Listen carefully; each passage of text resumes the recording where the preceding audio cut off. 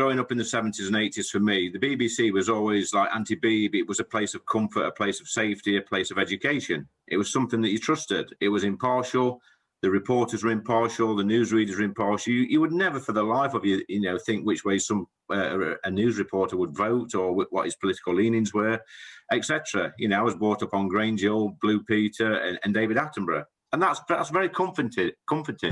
As a child growing up in the 70s and 80s, and it's part of your family. It's part of the way of life. But I've noticed in the past 10, 15 years, it's not like that anymore. It's become the official opposition to the Conservative Party. The Labour Party, I'll talk politics for a minute, are an ineffective opposition to government. And some of these, people that work in media, work in the BBC, see that. So they're using, every means possible to have a go back at government. We've seen it with Brexit. We've seen it with the last three general elections. And we're seeing it with COVID as well, where they've been totally unfair. And actually, the BBC, anti-Beeb, have become anti-government. That's the new anti for the BBC. And it's the only product I can think of, off the top of my head, that you are forced to pay for. Every other product in this walk of life, even utilities, you have a choice where you buy the product from, and you have a choice whether or not you use it. But with a TV license, and by the way, I've ripped mine up, and that's gone in the bin. And if they come knocking on my door, they'll get told to clear off because I'm not watching the rubbish. It's a load of piffle.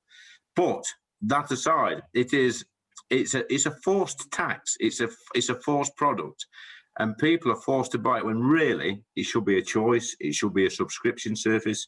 And while we're doling out salaries at £2 million to radio presenters and £1.5 million to football ex-footballers, multi-millionaire footballers, it doesn't sit right. When we've got some old biddy over 75 being told now that you've got to pay for your TV license, it's unacceptable.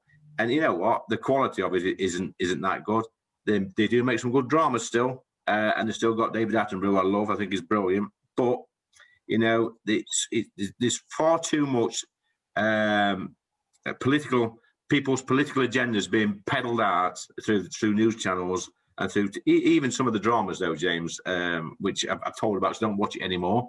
I've got that underlying, that messaging in about just having a pop at government, having a pop at Boris, and having a pop at the right politicians in society. So I think they've come too far. I actually written to the Director General of the BBC. He said that race equality was mission critical a few months back. So I wrote to him and said, I agree with you.